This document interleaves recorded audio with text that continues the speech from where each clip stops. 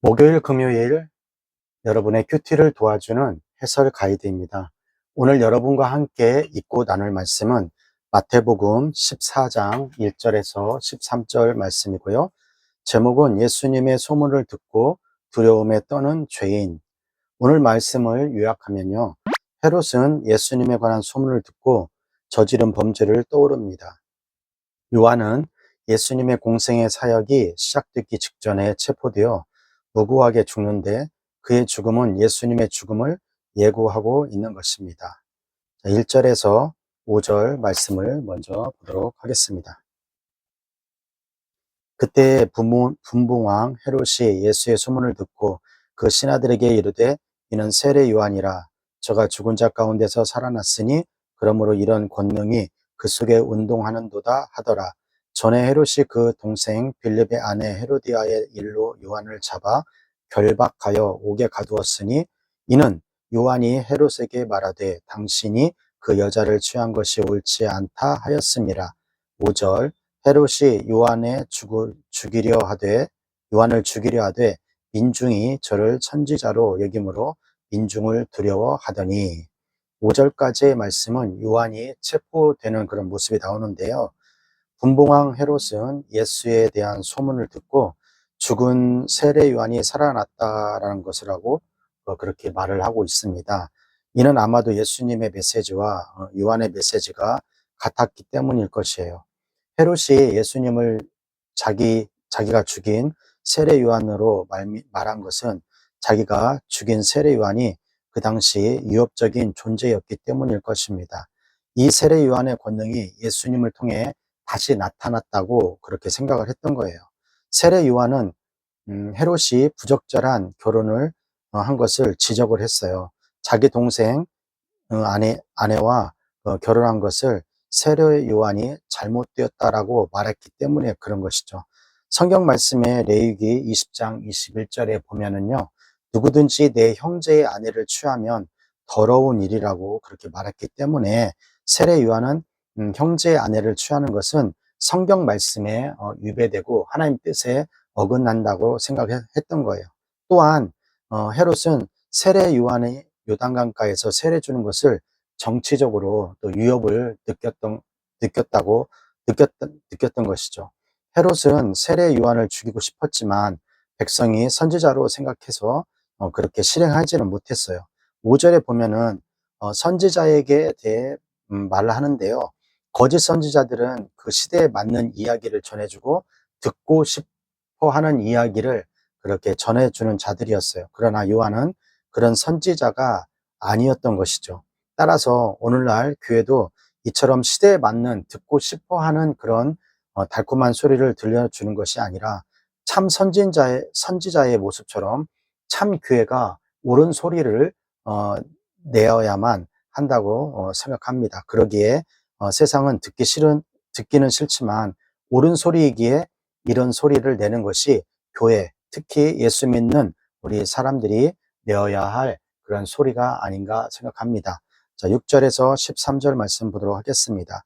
마침 헤롯의 생일을 당하여 헤로디아의 딸이 연석 가운데서 춤을 추며 헤롯을 기쁘게 하니 헤롯이 맹세로 그에게 무엇이든지 달라는 대로 주겠다 허락하거늘 그가 제 어머니의 시킴을 듣고 가로되 세례 요한의 머리를 소반에 담아 여기서 내게 주소서 하니 왕이 근심하나 자기의 맹세한 것과 그 함께 앉은 사람들을 인하여 주라 명하고 사람을 보내어 요한을 옥에서 목베어 그 머리를 소반에 담아다가 그 여호와에게 주니 그가 제 어머니에게 가져가니라. 요한의 제자들이 와서 시체를 가져다가 장사하고 가서 예수께 고하니라. 13절 예수께서 들으시고 배를 타고 떠나사 따로 빈들에 가시니 우리가 듣고 여러 고을로부터 걸어서 쫓아간지라. 13절까지는 요한의 죽음인데요. 남자들이 즐기는 파티에 여성이 지금 참여를 한다는 것은 마치 성적인 놀이개이기에 살로메가 춤을 추는 것은 매우 부적절했다는 것이죠. 이는 헤롯 가문의 여성들이 성적으로 문란하고 부도덕한 사실, 즉 헤롯 가문과 그 궁중의 도덕이 너무 낮은 상태라는 것을 지금 말하고 있는 것입니다. 기분이 좋아진 헤롯은 딸이 원하는 것은 무엇이든지 들어주겠다고 그렇게 7절에 약속을 그렇게 하고 있어요. 딸은 어머니에게 가서 그것을 물어봤고요. 무엇을 달라고 물어봤고, 그 어머니는 세례 요한의 머리를 달라고 해라 해서 왕에게 가서 그 소녀가 세례 요한의 머리를 달라고 합니다. 이것은 자신의 결혼을 반대하는 세례 요한을 죽이려고 딸의 어머니 헤로디아가 시킨 일이었죠. 쟁반은 음식을 담는 그릇이었고, 머리는 전쟁에서 승리한 증거로 자르는 그런 것이었는데요. 헤로디아는 확실히 세례 요한을 죽였다라는 증거로 참수형을 요구한 것입니다. 특히 잔치에서 처형을 보여준 것은 잔인함을 보여준 것인데요. 왕은 백성의 눈치를 보았지만 헤롯은 신하를 보내 옥에서 세례 요한을 죽였습니다. 딸은 요한의 머리를 직접 들고 가서 어머니에게 그것을 보여주고요. 소녀라는 단어는 사람 머리 자르는 것을 쟁반에 담아 가지고 가는 것은 소녀라는 단어와 그렇게 어울리지 않는 그런 모습이잖아요. 이렇게 정식 절차도 없이 헤롯은 요한을 그렇게 처형한 것이죠. 헤로디아는 자신을 비판한 요한에게 복수를 한 것이고요.